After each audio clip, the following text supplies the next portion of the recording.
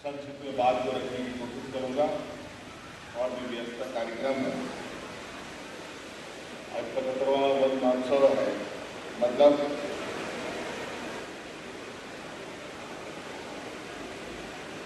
लंबे समय से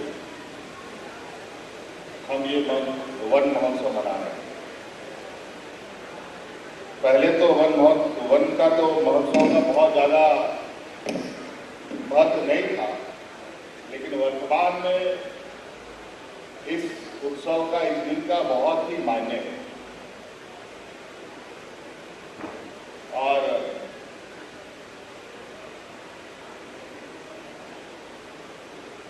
वन महोत्सव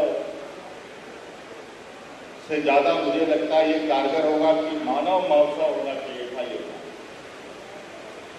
क्योंकि जो आज वनों को संरक्षित करने का, जीव जंतुओं को संरक्षित करने का, प्राकृतिक व्यवस्था को संतुलन बनाए रखने का,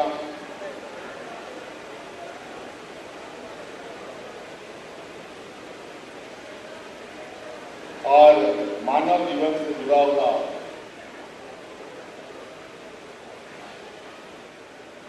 और प्रकृति के साथ मानव का जुड़ाव,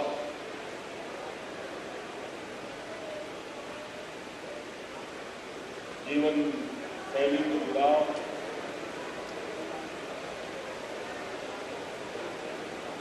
कहा जाए कि ये पर्यावरण और जीवन एक दूसरे के पूरक रहे हैं।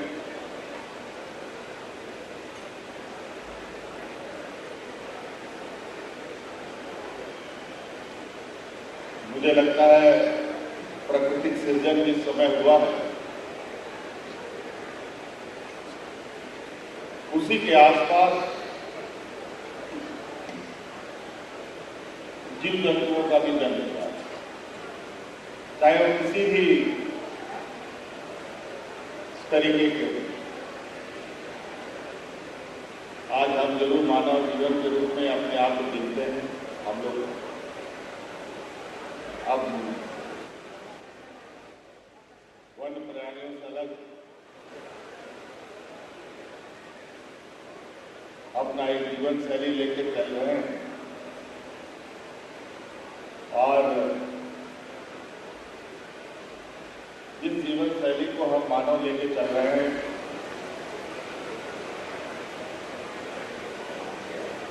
उस जीवन शैली में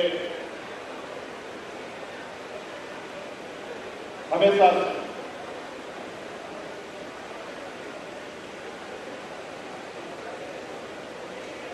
हम दो तरीके के जीवन शैली को लेकर आगे बढ़ रहे हैं।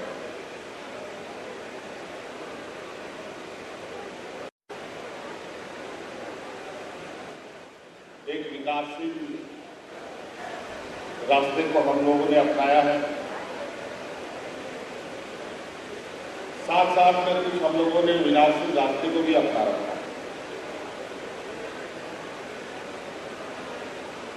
उसी की चिंता आज के वर्तमान समय में जंगलों को हम खत्म करते जा रहे हैं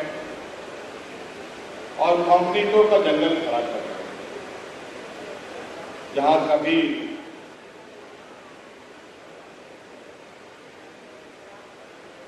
नाना प्रकार के पेड़ पौधे हुआ करते थे, उन जगहों पर आजकल हम लोगों ने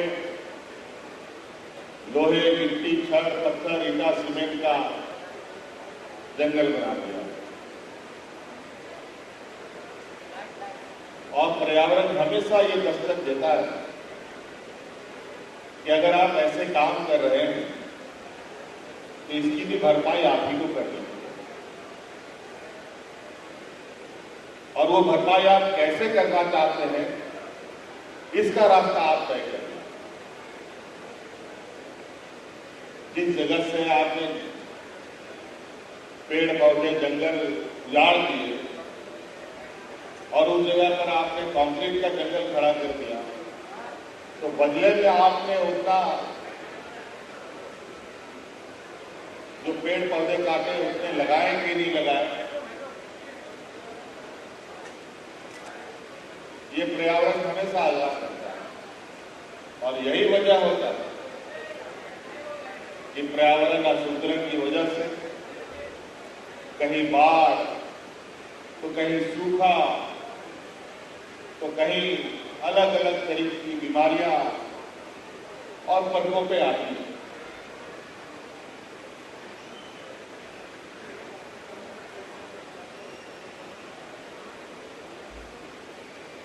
इसीलिए ये बहुत जरूरी है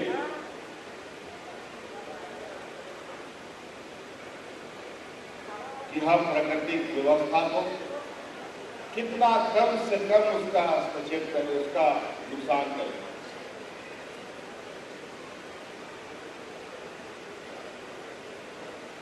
हम रांची शहर को ही देखें और आज जिस जगह पर ये कार्यक्रम हो रहा है, मुझे लगता है कि अगले 15-20 सालों के बाद अगर इसी जगह को हम देखेंगे तो ये इस तरीके का जगह नहीं मिलेगा। यहाँ पर नए नए तरह की बिल्डिंगें बन चुकी होंगी या रिहायशी इलाके के रूप में ये डेवलप हो रहा होगा या अलग अलग तरीके से मिला जुला यहाँ आपको चीजें देखने को मिलेंगी।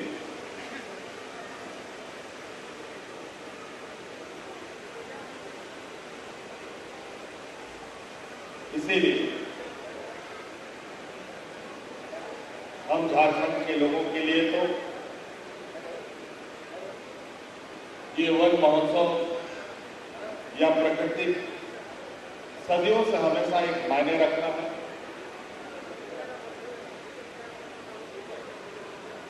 जल जंगल जमीन हम लोगों का जीने का एक जरिया रहा है।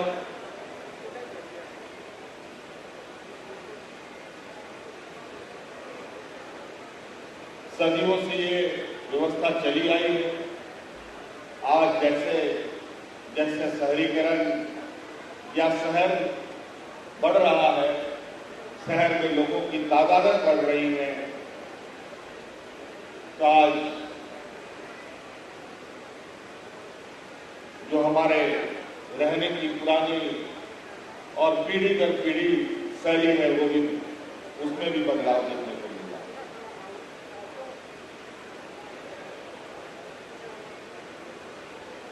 ये अब हमें तय करना है कि हम आने वाला समय में कैसे जीवन शैली के साथ इस धरती में रहें, इन जगहों पर रहें। अभी अभी मैं पीसीसीएफ साहब से बात कर रहा था।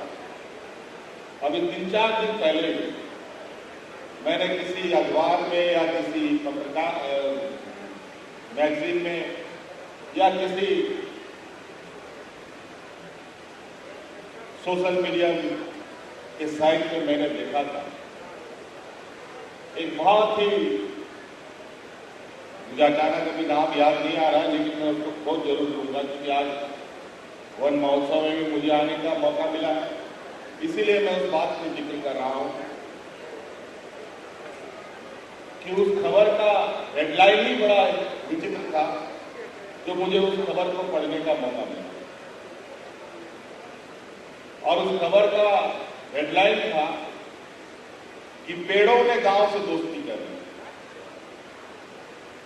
या गांव ने पेड़ों से दोस्ती कर ली, ऐसे ही कुछ है। जैसे हम लोग एक दूसरे से दोस्ती करते हैं वैसे वहां पर उस गांव की रहन सहन रही है कि वो अपने इर्द पेड़ पौधों को सबसे अधिक महत्व देते हैं।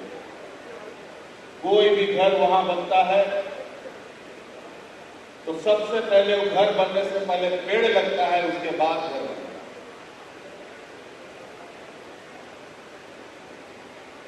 और आज इस गांव में हर एक घर के सामने एक नीम का पेड़ आपको जरूर है।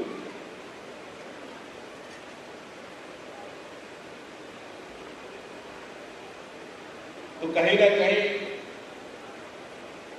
आज के दिन में हर व्यक्ति को इस बात के विषय में सोचना और चिंतन करने की आवश्यकता है। हम लोग पहले आमतौर पर सभाओं में ऐसे कार्यक्रम होते थे,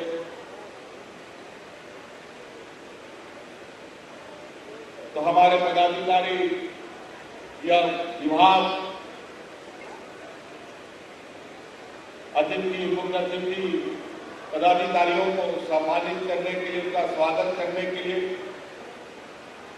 फूल के गुलदस्ते का उपयोग करते थे।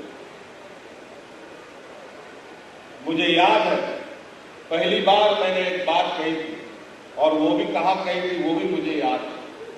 यही बगल में जो हम लोग का रिंग रोड है, इस रिंग रोड का पहला फेज का उद्घाटन होना था यहाँ पर टाटा हाईवे के बीच में रामपुर के पास, और उसी में अतिथि के रूप में आने का मुझे मौका मिला था।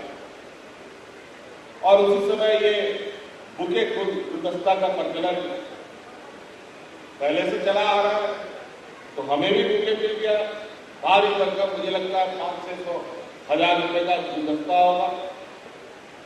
तो हमने उसी समय मन से कहा था कि आप बुके और गुलदस्ता के प्रचलन को खत्म करें, हर एक अतिथि मुख्य अतिथि को एक वृक्ष उसको स्वागत के रूप में देने का काम करें।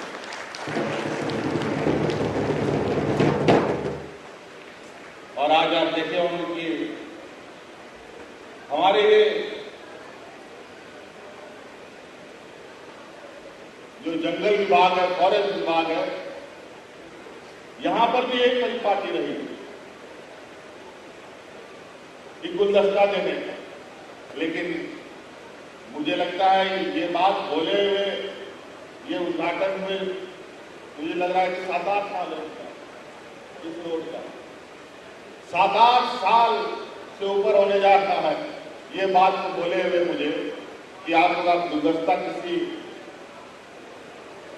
अतिथि मुख्य अतिथि को ना दे, बल्कि उनको एक वृक्ष देकर स्वागत करें।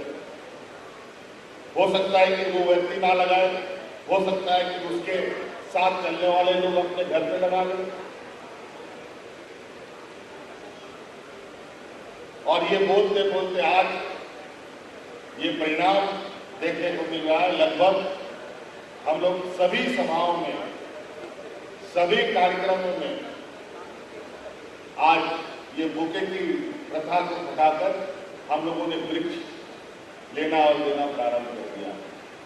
आज मुझे जो वृक्ष मिला है वो भी कहीं ना कहीं लगेगा। हमारे कैंपस में ही बहुत जगह है, तो हम कहीं लगा लेते हैं। कहीं फूल को छूटता है तो कहीं ना कहीं अगर इस पेड़ को कहीं किसी झाड़ी के किनारे छोड़ भी दे तो पता चलेगा ये पेड़ अपने आप कुछ दिनों के बाद अपना जड़ पकड़कर आपके सामने आपके लिए, आपके सेहत की चिंता करने के लिए खड़ा रहेगा। इसीलिए एक दिन में परिवर्तन नहीं होता है। अभी मुझे पता है 11 साल पहले हम ये बात बोले, 11 साल बाद आज ये परिवर्तन देखने को मिला। आज के दिन में भी कहीं कहीं भूखे लोग दे देते हैं, मैं वहां भी टोकता हूं। इसलिए हम नहीं कहते कि आप पूरा पेड़ों का जंगल लगा दें, हर व्यक्ति एक पेड़ लगाए। जितने यहां हम लोग बैठे हैं, हम लोग यहाँ 400-500 लोग एकत्रित हैं, अलग अलग कोने में भी 400-500 लोग मिलकर एक पेड़ लगा रहे। ऐसे ही कई जगह लोग मिलते हैं, सब लोग मिलकर लगाए। तो जो हम नुकसान कर रहे हैं, इस प्रकृति के साथ छेड़छाड़ कर रहे हैं,